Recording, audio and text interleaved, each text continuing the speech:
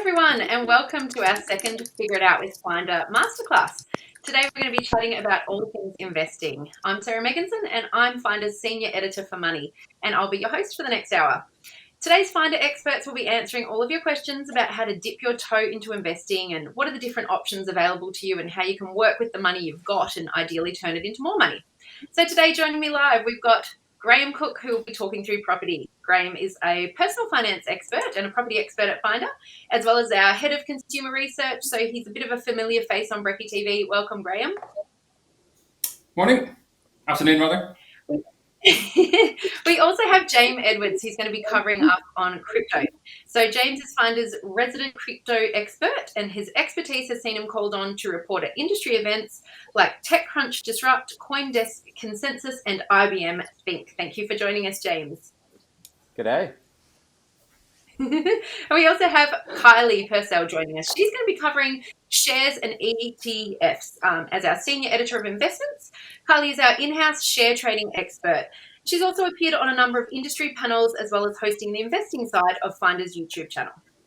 So welcome, everyone. We're really excited to dive into this today.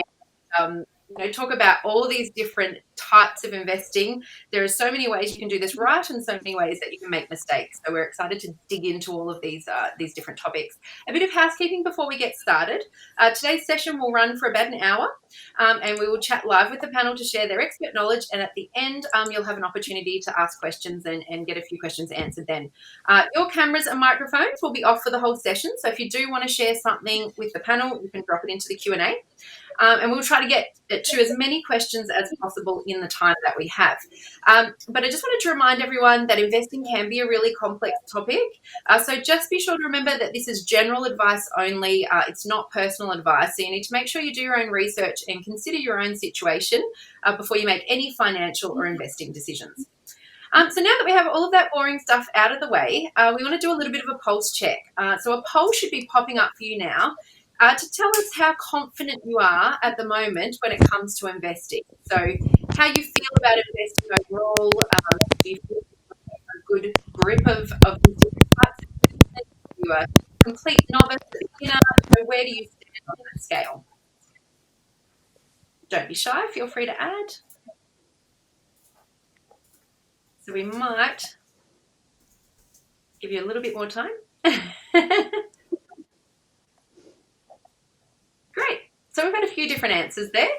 A little confident seems to be the most popular poll response. So we'll hopefully by the end of this session, you'll be nudging that up to feeling a lot more confident. So thank you everyone for that. We're going to dive into the panel now. We've all heard about the guy who bought crypto 5 years ago and he's now a multi-millionaire, or the 30-year-old that's got a 10 property portfolio, and somehow these people seem to have amassed this huge wealth, and the secret to their success was they all did it years ago. And those stories aren't particularly helpful. They can make you feel like you've missed the boat and just massive. So what we want to talk about today is how to invest and not get kind of scared off or have FOMO about those stories, but use them as inspiration for what you might be able to achieve in the future. So we're going to start off with the basics to make sure that we have a bit of a grounding and an understanding. I'll go around everyone to get an explanation of your areas so that if someone who'd never heard of this before, what are the basics? And Graham, we might start with you since property is probably the people are most familiar with. Obviously, property price crazy this year. So would you have property prices peaked, or is it still a good investment? That's a good question. Yeah, the property market's gone gangbusters over recent years. One of my favorite figures to look at is the amount of money borrowed in Australia to purchase property, which we track over time, which is gathered by CoreLogic. And the figure borrowed every month has never passed $14 billion in the history of as long as this data has been gathered. It passed that for the first time in August 2020, and it stayed above $14 billion every single month since then. In fact, it's been over 20 in 5 of the months over the last kind of 10 months. So every month of the last kind of year or so continues to be a record on the previous month, and there's no signs of that stopping. In terms of prices, we've seen about a kind of 15 to 20% increase in different Australian cities so far, depending on where you live. Now, the question about is that going to continue? I don't think it's going to continue at the same rate. It's very much accelerating, but I think the acceleration is slowing down. When we survey economists at Finder as to what they expect the property prices to do Next year, we're hearing figures of somewhere between 7 and 10 or 11%. So continuing to increase, but slowing down next year. That is still such an incredible figure to consider double-digit growth next year after this year. I'm excited to dive into that in a bit more depth in a minute. But first, I want to check in with Kylie. Now, most people might be familiar with the term share trading, but what are you actually doing when you buy a share or an ETF? So when you buy a company stock, you're essentially buying a small part of that company, which is why it's called a share. It's a small share of that company. And you're able to do that when a company goes public and it lists on a stock exchange. That means that everyday people like you or I can buy stocks in it, not just private investors. And essentially, I guess you can think of a stock exchange kind of like any other type of digital marketplace, like Amazon or eBay. There's lots of people that are buying up products, lots of people selling products, and that can influence the price of those products. It just happens a lot faster with stocks. So there's a lot of people buying, there's a lot of people selling, and that can influence the prices that you see going up and down. And essentially, you'd buy into a company stock if you believe that that company is going to continue growing and you're going to expect to see that stock price go up. So you're buying at a lower price, hopefully, and then you're selling at a higher price and you make a profit in between. The other way to make money from stocks is through dividends. So maybe you'll invest in a big company that's not doing a lot of growing, but it pays out a portion of its profits to investors. And that comes as a dividend payment about twice a year. So those are kind of the two reasons you'd invest in stocks. And then you've got ETFs as well, which is, I guess, they're becoming very, very popular these days. You've probably heard about them. Barefoot Investors talked about them before. They're basically an investment fund that holds multiple company stocks. So instead of buying one or two stocks, which can be a little bit risky, or can be quite risky because stock prices can be volatile, you're buying hundreds of stocks in the one go. And those ETFs are traded on the stock exchange as well, which sounds a bit weird, but basically it just means you can access them through online stockbrokers, the same way that you'd access stocks. Wow. So I'm learning a lot already. So when it comes to shares, I never realized there were two kind of income streams. It's kind of like how property grows in value. So you get capital growth, but it also returns a rent or a yield. So in shares, you can get growth in the value of the actual share and you can get a dividend. So there's two income streams, potentially. Yeah, it's really comparable to property. Yeah, exactly. Rent and then capital gains.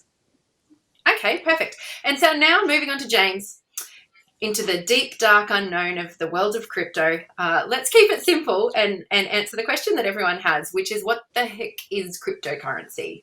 What are you actually investing in when you buy crypto? Yeah, so cryptocurrency, it's fairly straightforward, actually. It's the next generation of money that is designed for the digital age.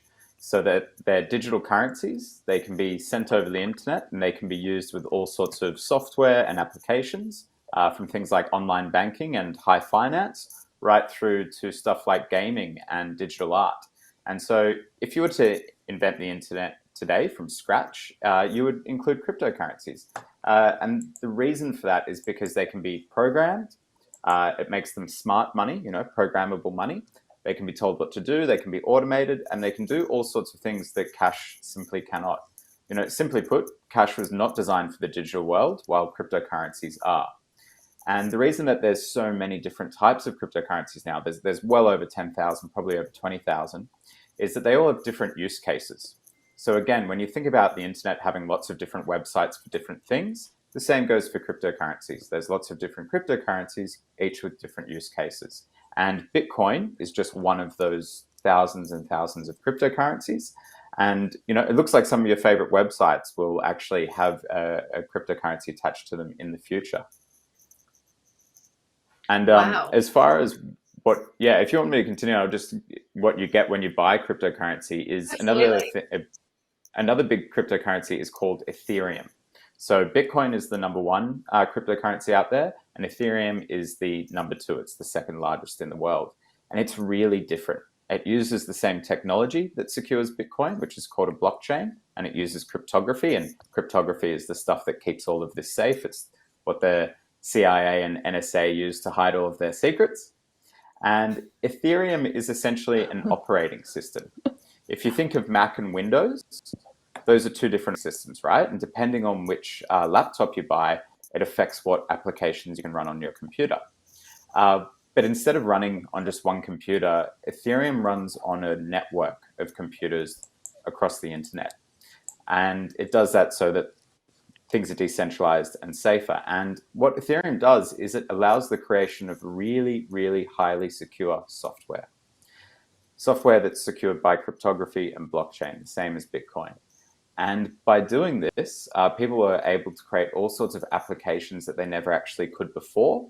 And it started with financial applications, but it now encompasses literally any type of software, from games to social media, banks, insurance providers. Basically, if you can run it as software, it can run on Ethereum.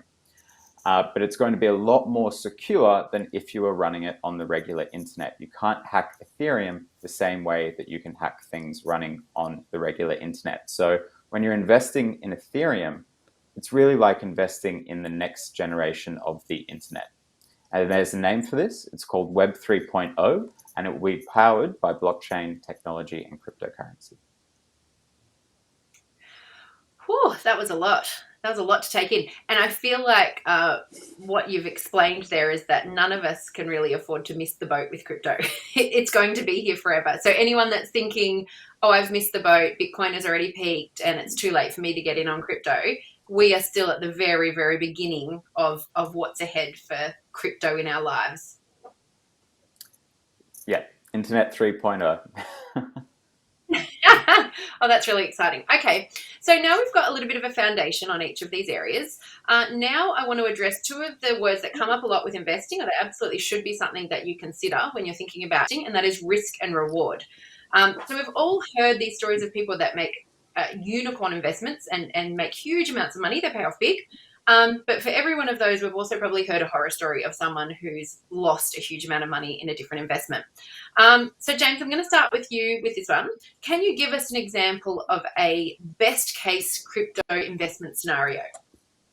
So as you mentioned before, we've all heard of that person that, put $1,000 in and walked away a millionaire. And really, in terms of best case scenarios, the sky is the limit to cryptocurrency. If you can imagine it, it's probably happened. So let's say you bought $1,000 of Bitcoin 5 years ago and you managed to hold on to it until today. That $10,000 would now be worth $153,000. And that's a gain of 15% over 5 years. That's kind of cool, but there's bigger. Just recently, Solana, which is the 5th largest cryptocurrency by market cap.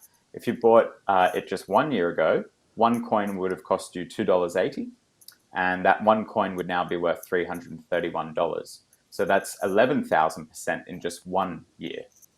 And the reason for this is that cryptocurrency is going through a phase of hyper speculation.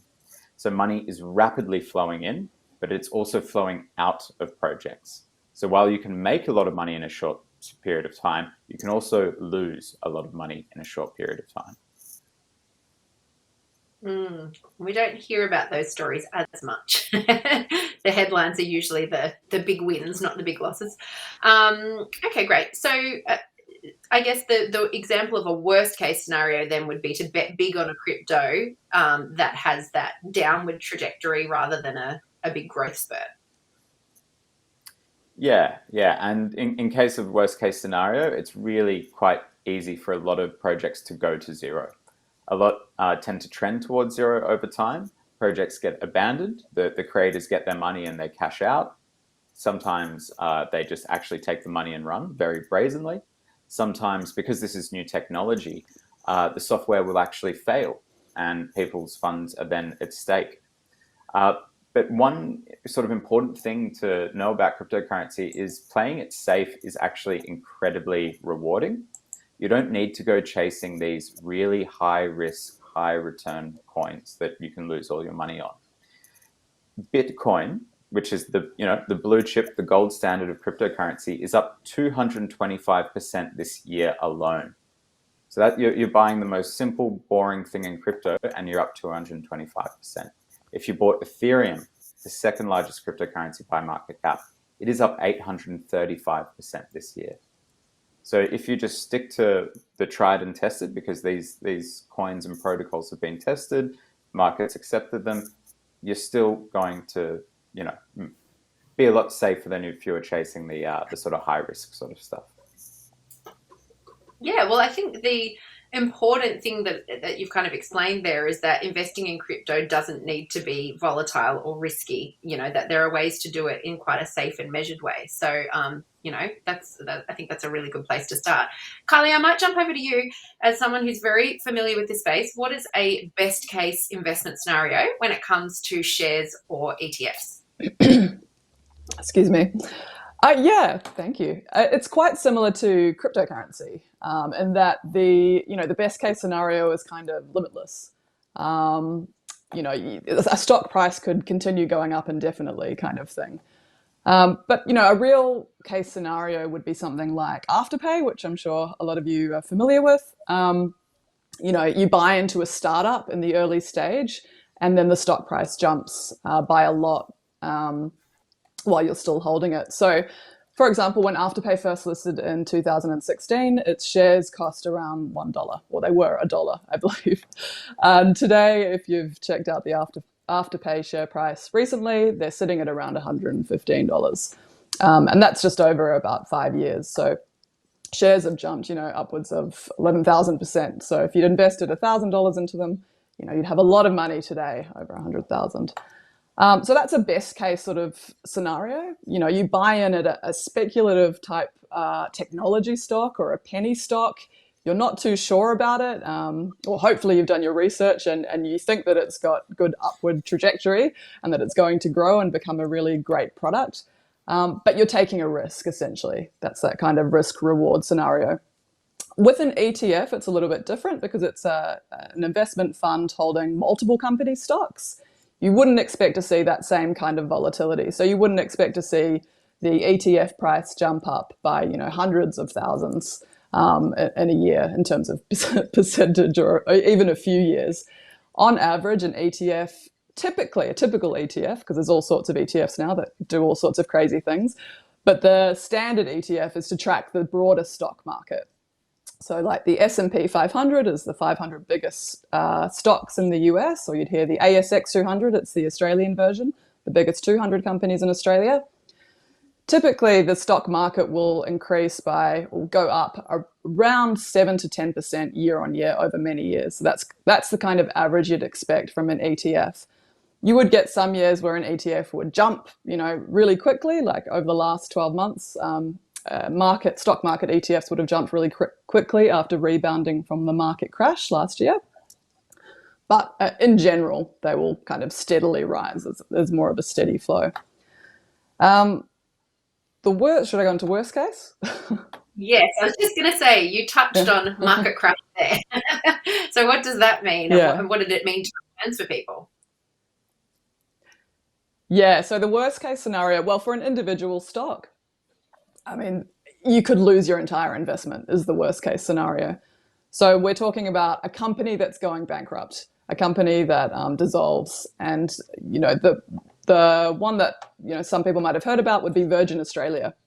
That was last year. It went down during COVID-19.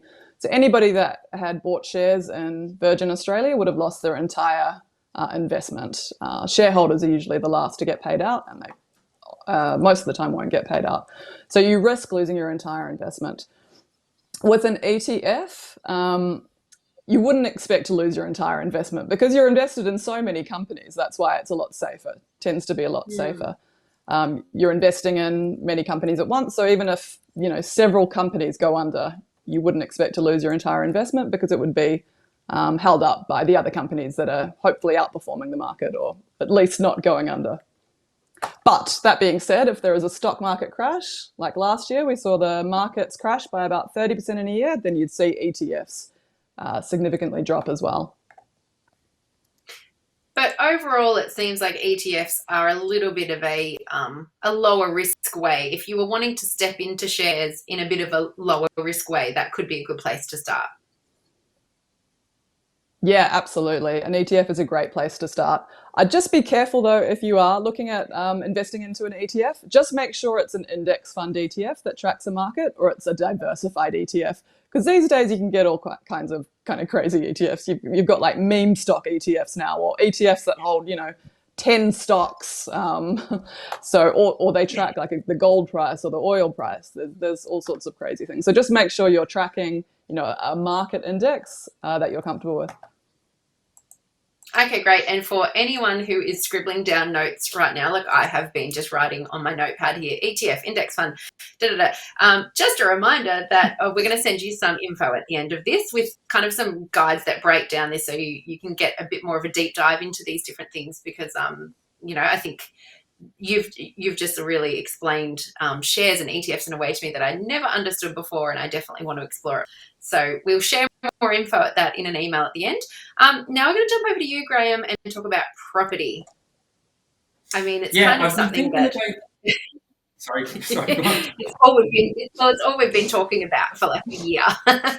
You can't avoid property. Australians are completely obsessed with property. Yeah, absolutely. I've just been thinking while Kylie and James were talking there about the best way to answer this in terms of best case scenario and worst case scenario for property investment. And I think I can do it by talking about the two properties that I have bought in my life, right? The first one I'll get to is worst case scenario. The second one is this property that I'm doing this podcast, this seminar from in Sydney. So I bought a house here a year and a half ago, and it would have gone up in value by kind of 10-15% since then. If you look at the kind of stats of all the houses across the market, obviously you don't get that value back until you sell, but it looks like this was a pretty good investment as long as things trend the way they're currently going. The other side of the coin is Ireland. I bought an apartment in Ireland just after the peak of the GFC, the global financial crisis, which led markets to crash across the world and property prices to crash across the world. It didn't quite affect Australia as heavily as other countries, but it did in Ireland. So we bought an apartment there. The value of it dropped incredibly quickly. Actually, over about 3 years, property values in Ireland dropped by more than 50%. And then slowly started to kind of bounce back and recover very, very slowly. There was a big difference between houses and apartments in terms of the speed of recovery. So houses in Ireland dropped very dramatically and started to slowly recover. And within about 6 or 7 years, house prices were back to where they were before the financial crisis hit. Apartments, however, still aren't back where they were before the GFC hit. So we actually sold the apartment in Ireland just a few weeks ago for less than we paid for it kind of 13 years ago. So that's a worst case scenario. So in Ireland, I don't know if you've heard the phrase safest houses. People often say that about property investment. Definitely no one uses that phrase in Ireland anymore. There's always risk with every investment. Property isn't necessarily, guaranteed to be a safe investment long term. There can be, a big economic situation which can cause the property market to crash. No one can predict the future. Very few economists in Ireland were predicting the GFC before it happened. So we have our panel of economists here saying they're expecting somewhere between kind of 7, 8, 9% growth for property prices in cities in Australia in 2022. But nobody really knows exactly what's going to happen. So with every investment, there's always risk. Yeah, and I think it's such a good point you made. The GFC impacted us differently here, but I think people forget.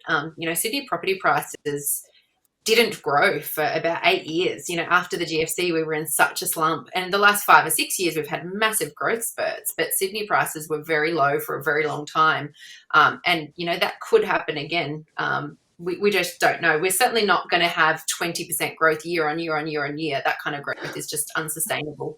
It pushes us towards that's a nice definitely like the attitude from talking to people here in the industry definitely seems to be that almost guaranteed to not happen or could never happen, or there's not a lot of realistic realization that the market could eventually go down at some point. In Ireland, the economy has a very different vibe, and I think that's because Australia has continued to do well and kind of beat off the storm that other markets across the world have seen. That doesn't mean that it's going to be able to do that in future. So just be cautious with any type of investment, I'd say.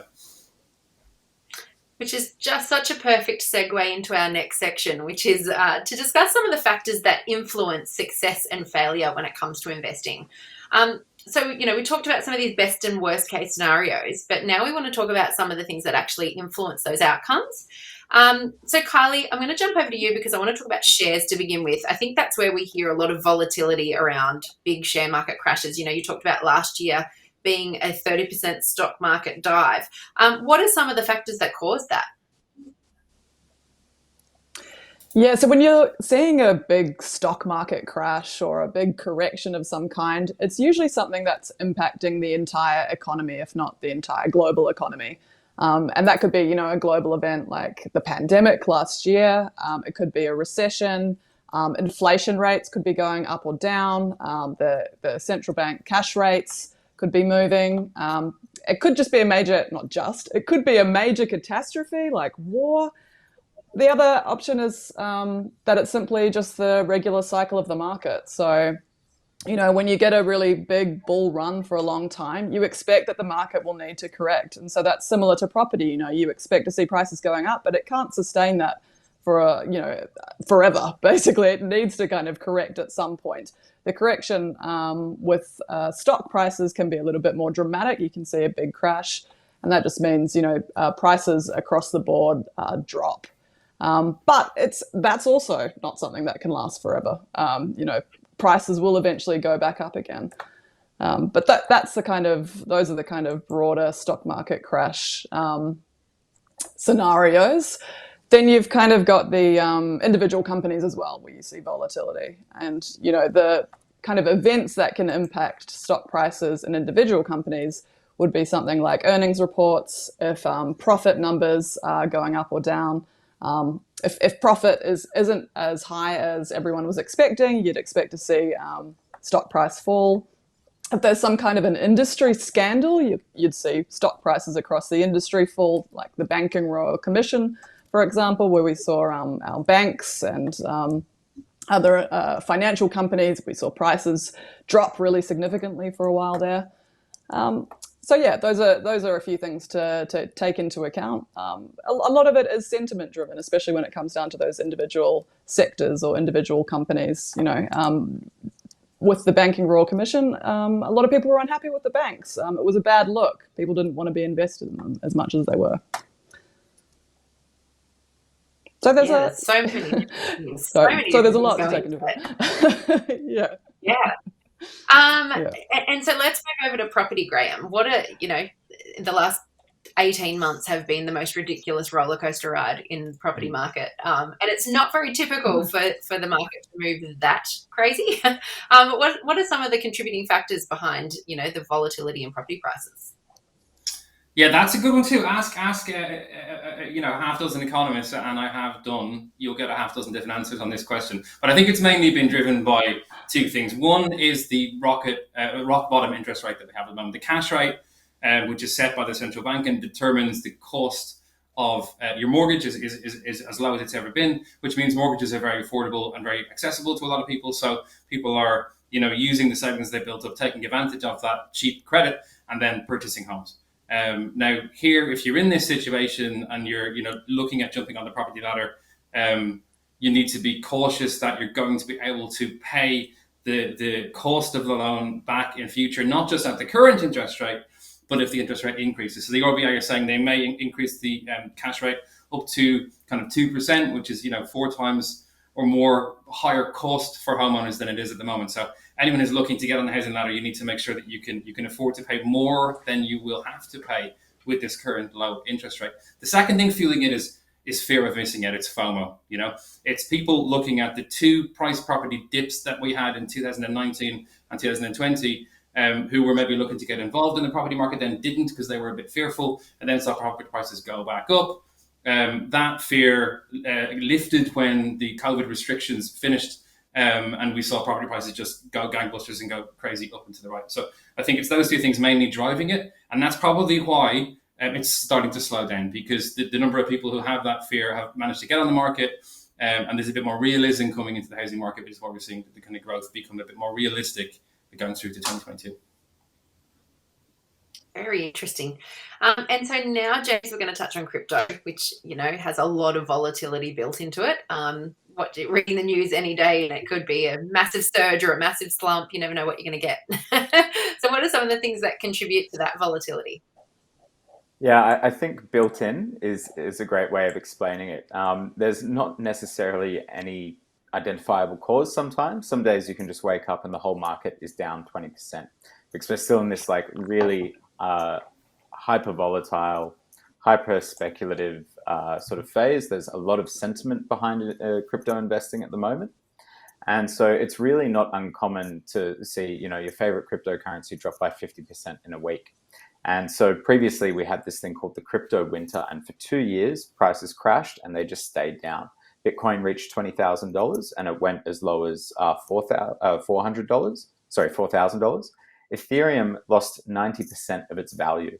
So what you need to understand is if you are going to invest in cryptocurrency, you firstly need to be thinking on long time horizons, so 5 or 10 years, because you're going to need to be able to stomach some very severe dips, and you need conviction that this is okay and that you will ride it out.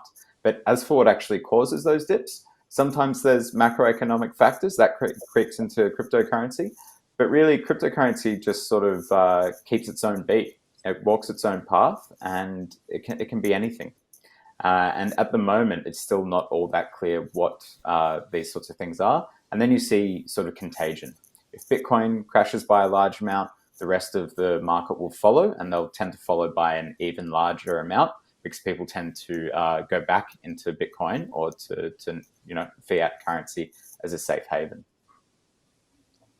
Very interesting. And then you can have different tweets impact the market at crazy amounts too. Yeah, a lot of volatility. The Elon effect. Yes, the Elon effect. What I want to jump into now is to talk a little bit about if people are watching along and they've got some money. It might be $100 or $1,000 or $10,000 or even more. So if you've got this bit of money and you're feeling a little bit more confident that you could actually get started in investing, I want to look at some of the different scenarios that they could get started in. So let's say if we started off with $100, what that might look like as an investment. It's not going to get you very far in property unless you did maybe some fractional investing. But maybe to James and to Kylie, what would you recommend to someone if they had $100 to start with? Starting with you, James. So first of all, this is certainly not any sort of financial advice, especially with what I'm going to say. With $100, I would be looking for those really high-risk coins. $100 isn't going to do much for me. It's not going to change my life. But if I do my research, if I spend my time, I could turn that $100 into a substantially more amount and then actually start putting it to work more seriously. But if that $100 was everything to me and I really couldn't lose it, I'd be conservative with it and I would just purchase Bitcoin, and then I would lend my Bitcoin to earn interest on it. And that's something a lot of people aren't aware of, that you can actually earn interest on cryptocurrencies the same way that you can with cash. And it tends to be a lot higher as well, the rates. Wow. How about you, so Kylie? Crypto, well, that just shows that crypto has kind of got an alignment to shares and to property in the respect that there's two income streams, something I didn't realize. So learning so much. It's matured a lot. So Kylie, $100 in shares, what would you recommend? It's a good question. With shares, it's a little bit different because there are minimum requirements to invest in stocks. So with Australian shares, there's a minimum $500 investment required with most platforms. There are now 2 platforms that I know of, a couple of platforms that I know of that let you invest less. That's Sharesies and Superhero. But even still, you'd need to take into account the brokerage fee that you'd be required to pay to invest in those markets. So, if the brokerage fee is $10, you're investing $100. Well, that's a pretty big price to pay for the amount that you're investing. So I'd probably invest it into a micro investment account. You've got Raise and Spaceship. There's no transaction fees in those sort of micro investment accounts. You can add as many small amounts as you want into those funds. And it's a great kind of beginner starter type investment where you can watch your funds, go up over time as the stock market rises and falls. And you can, they make it really easy to see what you're being invested in. You can invest into individual stocks if you're buying US stocks as well. And with some brokers, it depends what platform you're using. So technically speaking, you could get that $100 and you could you could invest in 5 different companies, sorry, very small amounts into 5 different companies, and build up your own mini kind of portfolio. But it probably, I'd probably put it into a micro investment account if I was just starting off, and then see how that goes, see how you feel about it, and take it from there. Yeah. It seems like $100 is a really good amount to kind of start with, to get used to these platforms, to get used to trading, and to understand how the transactions work and things. But you're probably not going to become super wealthy off $100. But maybe you start there, and then if you were to move it up to $1,000, how would that change your kind of suggested strategy, or the options that you have available to you? Me? Yep. Yeah, let's start with you, Kylie. Thank you.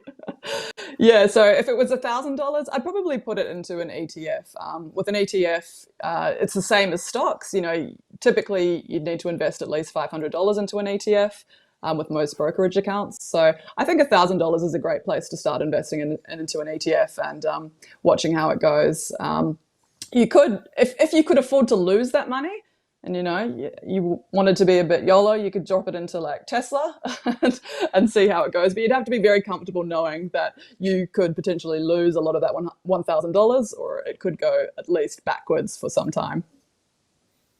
Got to be careful of Elon's tweeting. Yes. Absolutely right. And so, yeah. And how about you, James? If you had $1,000, the stakes are getting a bit higher now. What would your recommendation or the opportunities be there? Sorry, for 1,000 or 100,000? For 1,000. For 1,000, I'm probably going to look to do something similar. I'm probably going to look for something that has some real growth potential compared to Bitcoin or Ethereum. I feel like $1,000 is an amount that I can afford to risk in that regard. I feel like that's honestly how I would still play it with 1,000. And so our next amounts, if you're getting up to having 10,000 or 50,000 or 100,000 and you're playing with some serious money, I feel like, Graham, that's where property could start to become an option in this. But, one thing we haven't really touched on yet is an investing timeline. Property is the least fluid or the least liquid thing you can invest in because it's so transactional. It takes so long to get in and out. So you really need to have a long-term view there, don't you? You do, and you need to have a massive deposit. So if you're going to buy a house in Australia and you don't want to pay lender's mortgage insurance, which can be very costly, you're going to need to have a 20% deposit, and you're going to need to be able to cover stamp duty on top of that. With the average median house in Australia now around $1 million, it means you're going to have about 200, maybe a bit more grand saved if you're going to be looking to purchase property. Even with $100,000, you're not quite there. So there's a couple of things I'd say for people who are got 20, got 50, got 100 looking to buy property. The first thing is make sure you're keeping that money in a place where the money is working for you. So not in your standard savings account with, one of the big 4 banks. Look for a savings account where you can keep your funds where it'll earn you a decent interest rate ongoing. You'll find a lot of the big banks will say, we'll give you a savings rate of 0.8% or 1%, but that rate will disappear after 3 or 4 months, and your rate will then drop to a very low rate, and your funds are not really going to earn you a lot of money going forward. Some of the online banks like ING and 86400 will pay you 1.2, 1.3% ongoing on that money. So, whatever you have, make sure that's working hard for you. Just a note on this, that Finder is working on a potential earn product, which might be coming to the market in the coming days, which I can't say too much about, but there might be the potential to earn up to 4% if you invest your capital with that particular product. But watch the Finder website for more information on that coming forward. The second thing is, even if you can't afford to pay the deposit for a home in the place that you want to live, there's another option for getting into the market, which we call rent vesting, which is where you purchase a property somewhere else, rent it out, live where you actually want to live, wait for that property to increase in value, and then sell it and move on. I've actually got a friend who just recently purchased a property in Sydney who has done this. He purchased a property elsewhere, rented it out, sold it, did that a couple of times, kind of jumped up the housing ladder until it finally got to where she could afford to buy a house where she wanted to live. And that's what she's done. So rent vesting is also an option. Yes, rent vesting is how I got my start many moons ago when I first moved to Sydney and could not afford to buy a shoebox. So when we're talking about these much larger amounts, obviously there's a lot more risk involved. So James, if you had a friend talking to you saying, "Hey, I've got 50,000, I want to invest in crypto," what would be some of the options available and some of the risks that you'd want them to be aware of? Yeah, so if I was now playing with this sort of money, $50,000, $100,000, I'd start to split my stack, so to speak. So I would probably put around, I'd say 40% in Bitcoin itself. And again, I would deposit that Bitcoin and earn interest on it, which is one of my favorite things about cryptocurrencies. It's a productive asset. Then I'd take another 40% and I would put this in things like Ethereum. So I'd put it in Ethereum and then maybe a few other things in smaller amounts. So there's other blockchains that are similar to Ethereum. They're networks that host applications. For instance, Solana, Avalanche, Polkadot, there's a whole lot of them worth looking into. And then with my remaining 20%, I would be, doing my research thoroughly, but looking for those coins that currently have a lower market cap, so that they've got a lot of growth potential if they end up meeting their targets and becoming successful. And within that 20%, I might actually have quite a few different projects, kind of hedging my risk over a few of them rather than just one or two. Yeah, that's that key, that diversifying your risk across the board. I suspect, Kylie, you'll have some similar suggestions when it comes to shares. What would you say?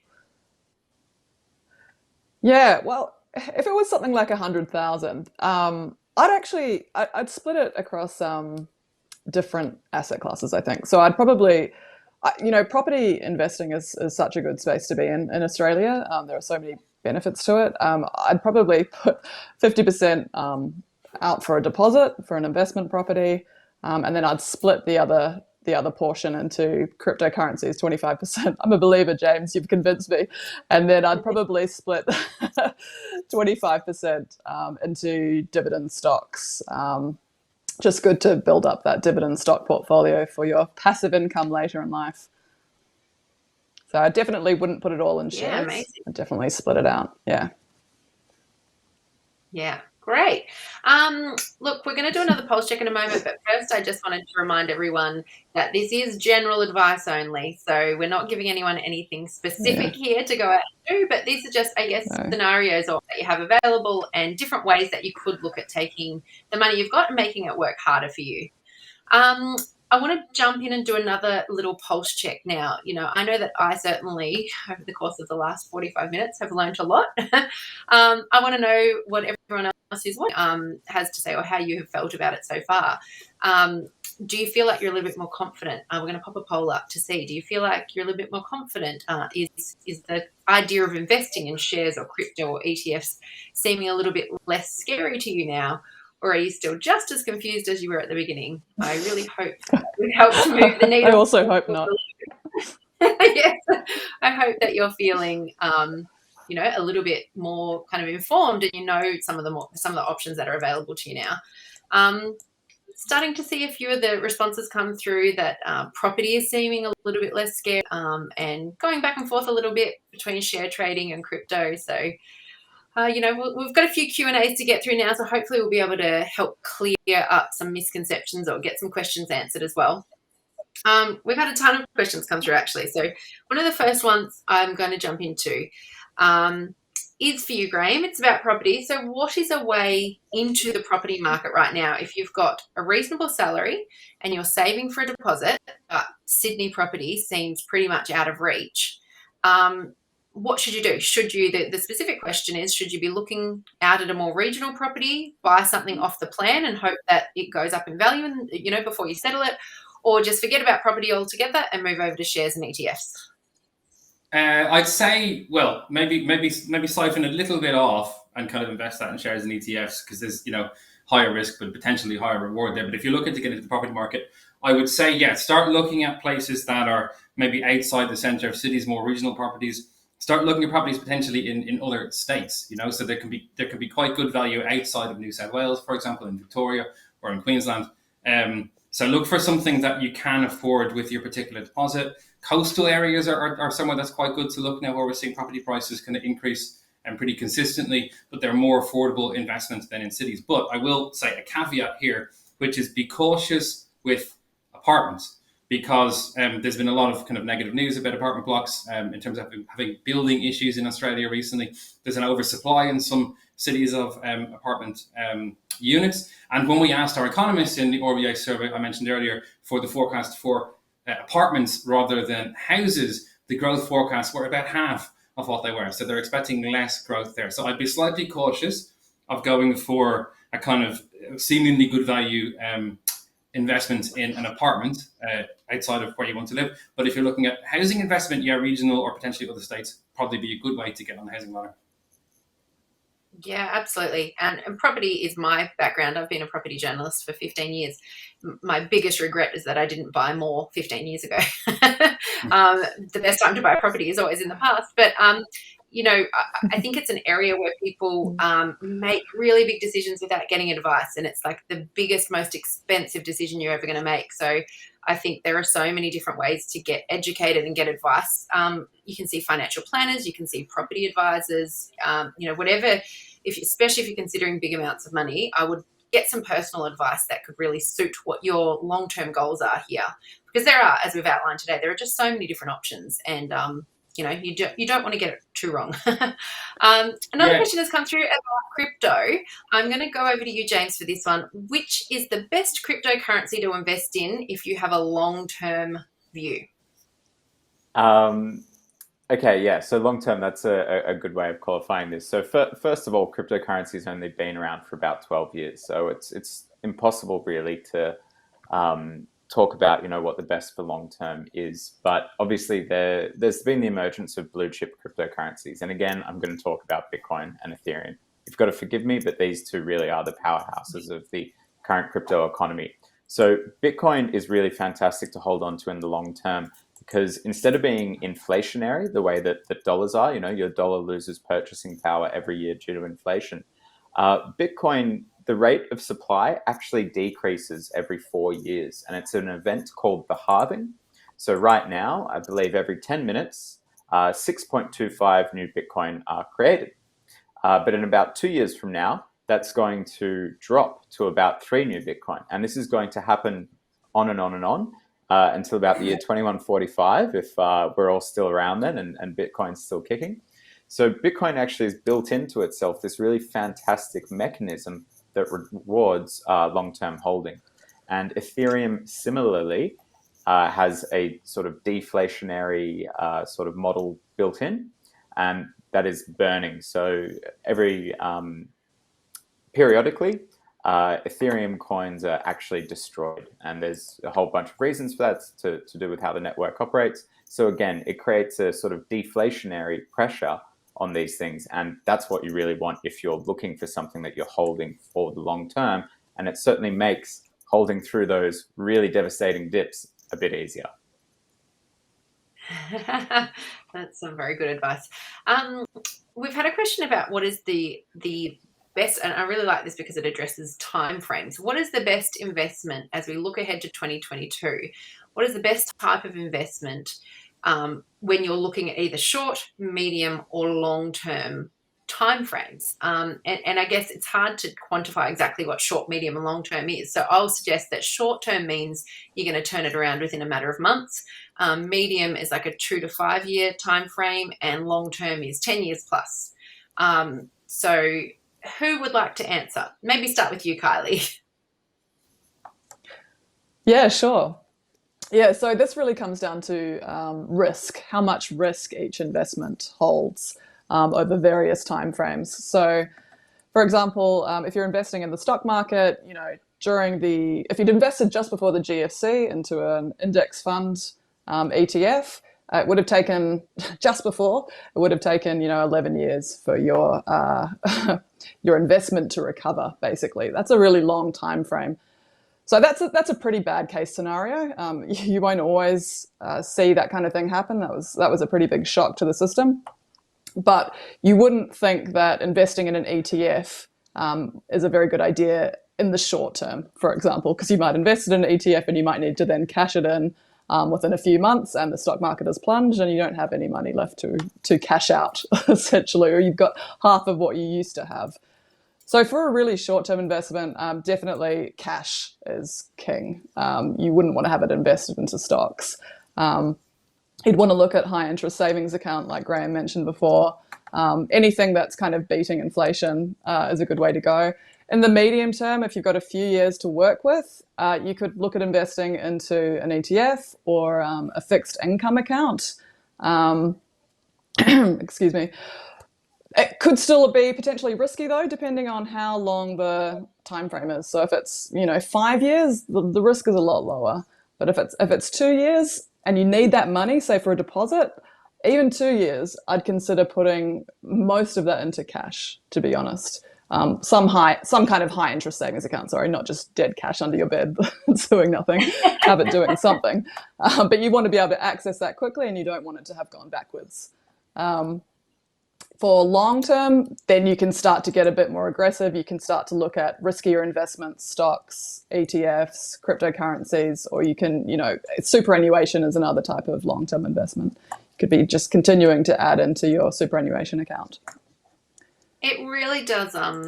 It depends on what your risk appetite is as well, doesn't it? Like what you're prepared to lose. It's very different, I think, if you're 22 and you have many, many decades of earning money ahead of you versus being someone who's maybe like 55 and has retirement on the horizon, who perhaps can't be as risky with their investments. One thing that I wanted to ask about, and James, you might be the best one to answer this, is the concept of dollar cost averaging. So that seems like a bit of a safe way or a consistent way to get exposure to investments. Can you explain a little bit about that? Yeah, so I love dollar cost averaging. It's just a fantastic way to enter the market, and it's actually a strategy that both new and old investors should get around. So if you've been investing for a while and you're not dollar cost averaging, you've still got something to learn. So it ties back to the old sort of saying that time in the market beats timing the market. What it's saying is it's very hard to catch the peaks and the troughs, and if you try, you're probably going to fail. Otherwise, you'd be Warren Buffett. So dollar cost averaging involves making small, regular investments regardless of what the price is doing. So let's think of like a practical example. Every Monday, you buy $100 of Bitcoin, and using whatever exchange you're using, you set up a recurring trade to buy it at the same time on the same day each week with a small amount of money. And what this does is that this actually averages out your investment over time, so the average price that you're paying. And if your belief is that this market will trend upwards over time, it will help mitigate the damage of buying at the top, and you will also get the privilege of buying at the bottom when that occurs. And just throw it out there quickly that the Finder app does actually support recurring trades so that you can dollar cost average for both Bitcoin and Ethereum. Fantastic. So look, we're almost out of time. I just want to go to one last question we've got here, and we'll try and whip around and get everyone to answer it really quickly. And the question is, can you lose more than your original investment? Let's just start with you, James. I think we know what your answer is going to be. Yeah. So please stay away from the products I'm about to mention. So in cryptocurrency especially, you can trade with leverage or margin. This means that you can essentially borrow money and put it towards your trades. Now, most cryptocurrency exchanges that offer this have mechanisms built in to not let you actually go, deep into your balance. But I'm sure that they're out there, and especially in traditional finance, this can happen. And what can happen is that when your bet goes against you, you start becoming in debt rather than just calling it quits at zero. Please stay away from those things. Yes, that does seem quite risky. Kylie, what about you? When it comes to shares, can you lose more than your original investment? Not if you're purchasing shares directly. Like if you're just buying a share, you can't lose more than what you've put in. That would be, the stock price going to zero. That's all you can lose. But again, similar to cryptocurrency, if you're trading with leverage, which is sometimes called margin trading, yes, you can lose more than what you initially put in. So I don't know if you want me to go into how leverage works, but essentially it can increase the amount of profit that you're going to get if the stock price goes in the direction you want it to. And then the opposite is also true. It can amplify your losses beyond what you initially put in. The other way that you can lose more than what you initially did is if you are shorting the market. If you're shorting the market and you're betting that prices will go, or shorting a stock or any kind of asset, if you're betting that prices will go down and then instead prices go up, well, prices can go up indefinitely. You don't know where the end is for those rising prices. So yeah, in that case, you could also lose more than what you initially put in. Those are high risk strategies, and definitely for advanced traders. Yeah, that flows nicely into you, Graham. I think you had the personal experience of losing more than you put in for your property over in Ireland. Yeah, living proof that you can absolutely end up taking less out of the property market than what you put in. But the thing is, property is really a long-term investment. There's very little liquidity in property. Once you buy, you're kind of locked in. So long-term, the markets tend to just continue to increase in value. So if you've got a long-term view, you're buying a house, you can afford the repayments, you're happy to live there and stay there for 10, 20 years, then it's probably a relatively safe investment long-term compared to other types of investment. Just before we finish, I just want to touch on the question from earlier. Somebody was asking about how to get into the market when they don't quite have the deposit in the area they're looking for. Something I've been thinking since then, which I learned in my property purchase procedure here, is look out for buyer's agents in Australia. They can be a really good way for you to get access to properties in the market that are off market. So when you look for a property in your area, you search for the prices, they all seem very unaffordable. They're the ones that are being actively put on the market by agents. There's a whole lot of other properties below that layer, which are available to people via buyer's agents, and they tend to be lower priced, kind of more accessible properties for people looking to get on the property ladder. So keep an eye out for buyer's agents.